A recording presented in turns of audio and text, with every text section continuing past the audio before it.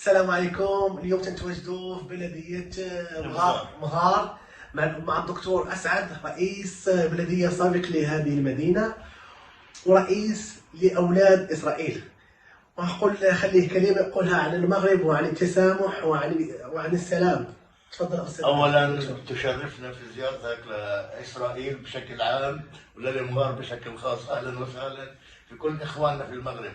أنا كان لي حظ إني زرت المغرب ولقيت هناك المحبة والتسامح والبساطة عند أهل المغرب، وهذا إشي بشرفني إنه دولة عربية محترمة جدا تحترم الضيف مين ما يكون، وهذا إشي لحد اليوم بعد مؤثر فيه، وإن شاء الله بنعمل كمان زيارة في المستقبل. الدكتور أسعد بيدخل على تسامح ما بين الأديان وتسامح في إسرائيل والسلام. إيش قلنا نبدأ عن تجربتك؟ أنت مقيم كثير في إسرائيل. أولا أنا مقيم في إسرائيل، طلعت من قرية عربية وتعلمت عند اليهود، فأنا شربت الحضارة العربية وشربت الحضارة العبرية عند اليهود، وأنا بقول لك إنه في كثير تقارب. ليش؟ لأنه اثنين من أصل واحد، من أصل سامي، واللغة كمان فيها تشابه كبير بين العربي وبين العبري.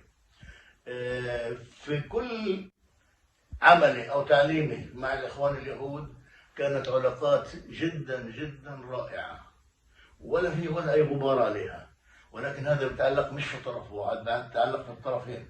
أنا كمان بحترم المحل اللي أنا موجود فيه، بحترم الأصدقاء اللي بيتعلموا معي، وهذا الشيء اللي بخليني قريب من الناس وبخلي الناس قريبين مني.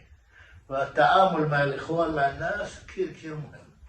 بنشكرك دكتور أسعد، ونشكرك على الترحيب وترحيبك في مدينة مغار ومدينة ودولة إسرائيل، وبنحبكم كثير ومرحبا بكم في المغرب أغلى ناس. الله يعزكم. وبنشكر قبل أي شيء الأول والأخير شونطال مهندسة هذا اللقاء وجميع اللقاءات اللي في إسرائيل والاستقبال. تشكر شونطال مرة ثانية، ونشكر الدكتور أسعد. يا هلا بيك واهلا وسهلا، شرفتوا. شكرا.